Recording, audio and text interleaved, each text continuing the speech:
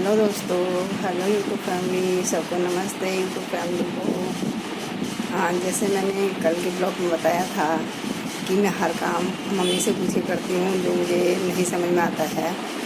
जैसे मैंने बताया कि मैंने मम्मी से पूछा कि मम्मी मैं उस दाल का क्या करूँ जिसमें थोड़े कीड़े लग गए हैं। तो मम्मी ने बताया उसको धो के धूप में सुखा के और फिर उसमें हल्का हल्का तेल लगा के और उसको वो जो पेप्सी की बोतल आती है उसके अंदर डाल के रख दो तो फिर कीड़े नहीं लगेंगे। तो मैंने ऐसे ही करा। और मैंने ये भी बताया था आपको उस ब्लॉग में कि मेरी सास नहीं है, लेकिन मैं अपनी सास को बहुत मिस करती हूँ क्योंकि मेरी सास बहुत अच्छी थी। वो मुझे कभी कोई काम नहीं करने देती थी और जो मुझे नहीं आता था वो बड़े प्यार से बताती थी कि ये काम ऐसे नहीं होगा, ये ऐसे होगा।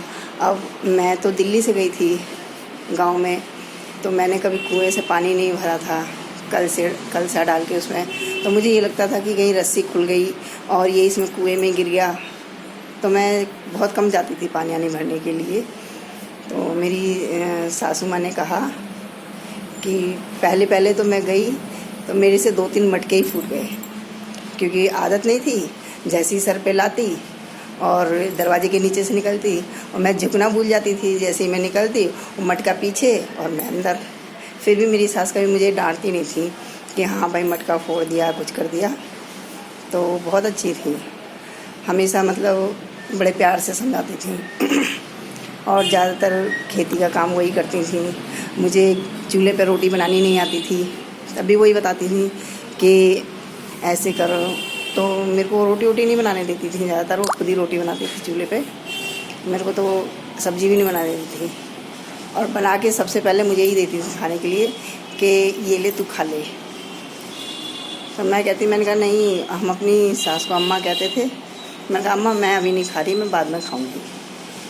तो मतलब और हमारी सास भैंस भी रखती थी, भैंसों का चारा सब कुछ खुद ही लाती थी, खेती का काम खुद ही करती थी। ज़्यादातर सारा बाहर का काम भी वही करती थी।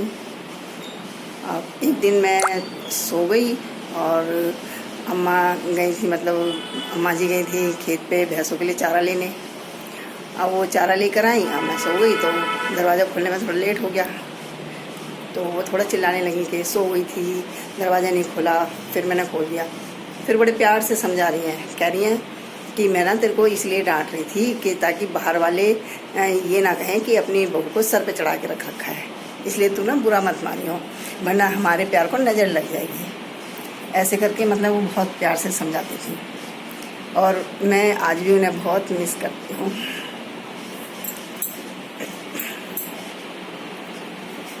इसलिए सास का होना बहुत ज़रूरी है।